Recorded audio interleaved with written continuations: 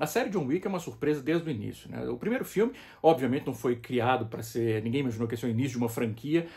Se não fosse Keanu Reeves como protagonista, facilmente teria sido lançado diretamente em home video. Se tornou um sucesso.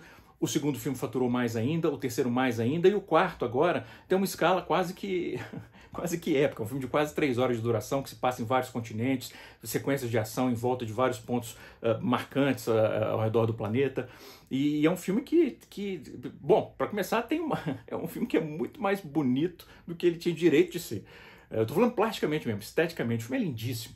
O filme é lindíssimo, o uso de cores intensas, bem marcantes, o uso de reflexos, a maneira como as composições das sequências de ação são feitas, que eu vou voltar a falar disso daqui a pouco, mas enfim. E o uso de cores, que não só é muito bonito esteticamente, mas como vai ressaltando cada vez mais o caminho que a série foi tomando, que se ela começou no primeiro filme com um tom quase naturalista, não vou dizer naturalista, porque o John Wick já era, né, quase imbatível, ou imbatível, mas foi caminhando para algo que é mais cartunesco.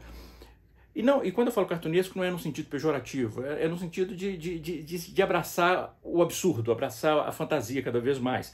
E a gente vê isso, por exemplo, na cena que tem o Scott Adkins interpretando um personagem chamado Killa, que você vê pela composição do personagem, não só a maquiagem para ele ficar obeso, mas o terno roxo muito marcante, os dentes de ouro, o cor de cabelo. Aqui é um personagem de quadrinhos, não é um personagem de um mundo naturalista.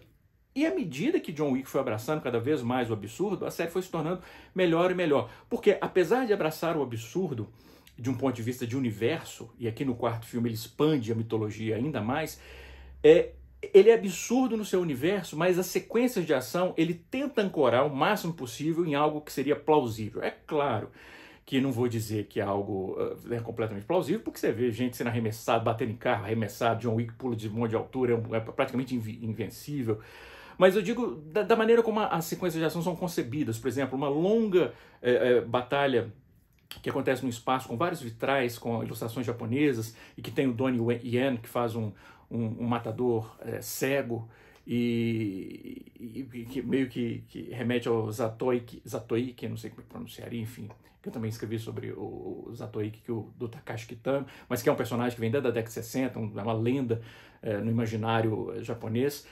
E essa sequência, enfim, de disputa entre os dois, ela tem os absurdos, né, as coisas, né, só de começar o cara não enxerga, mas ele é capaz de prever tudo, mas ao mesmo tempo, a maneira como o Chad Stahelski, que é o diretor do filme, né, da série, roda sequências de ação com planos mais abertos, com os personagens de corpo inteiro, para que a gente veja a coreografia das lutas, a gente possa sentir o impacto da coreografia, isso é algo que não está no absurdo, está mais para-naturalista do que cartunesco, embora, repita, o John Wick se tornou praticamente invencível no quarto filme. Mas o que interessa é que é um filme que é extremamente coeso de um ponto de vista narrativo, a maneira como ele amarra o desenvolvimento das relações entre os personagens, da ameaça que os personagens sofrem, como as coisas vão escalando até chegar num clímax que faz todo sentido de um ponto de vista de construção, né, até chegar a esse clímax. Engraçado aqui, até de um ponto de vista geográfico físico mesmo,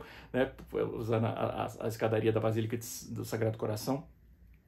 E, obviamente, um filme como esse é construído em torno das suas sequências de ação, o que não é um problema. Muitos musicais clássicos, por exemplo, eram construídos assim. O estúdio tinha as músicas e aí ele chamava um roteirista para escrever um roteiro que servisse àquelas músicas específicas. O roteirista tinha que criar uma história para poder encaixar aquelas músicas específicas.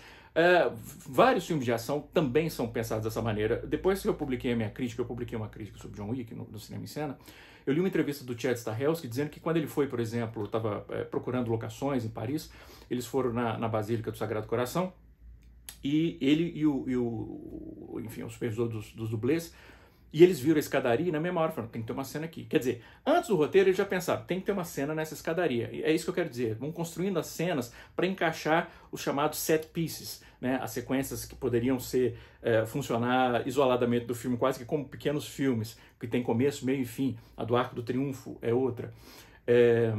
E como eu falei, isso não é problema, né? Porque o fato é que, mesmo tendo as sequências de ação pensadas inicialmente, a história se encaixando depois, o roteiro expande a mitologia do universo de John Wick, inclusive de uma maneira muito mais eficaz que o terceiro. Acho que o terceiro, por exemplo, me incomodou um pouco a falta de equilíbrio entre a parte da mitologia, né, das regras daquele universo, e a sequência de ação. E aqui eles atingem um equilíbrio muito melhor, expandindo as duas coisas.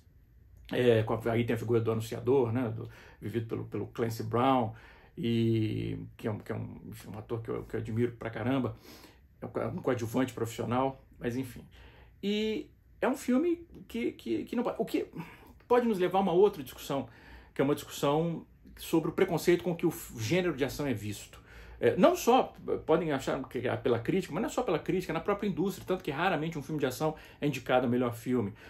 Como se os filmes de ação não pudessem ser ou gerar obras-primas. E há vários filmaços espetaculares que estão, obviamente, inseridos dentro do gênero. Duro de Matar é um, Mad Max, Estrada da Fúria é outro, Hardcore, acho que no Brasil chama Medida Extrema, Hardcore Henry, enfim, que é tudo contado na primeira pessoa, em câmera subjetiva. O último, Missão Impossível, que eu acho também que é uma obra-prima, assim, é impressionante como eles conseguem manter o fôlego e ir criando sequências que vão se tornando cada vez mais elaboradas e que servem a história. A gente gosta do Ethan Hunt, e que é o que acontece aqui. A gente gosta, a gente está investido no John Wick. Porque o John Wick, se ele não fosse protagonista do filme, ele seria quer dizer, ele seria não, né? Ele é meio psicopata. O cara mata 500, 600 pessoas por causa de um cachorro, né? É meio psicopata. Quando a gente gosta de alguém, a gente passa pano, né? A gente justifica. Mas é isso, é um psicopata do bem. Né? Mataram o cachorrinho dele, afinal de contas.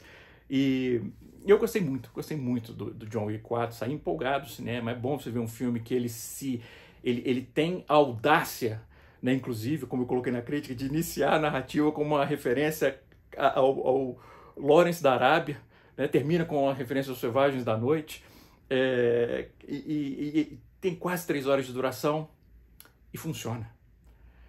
Eu gostei muito de John Wick 4, muito.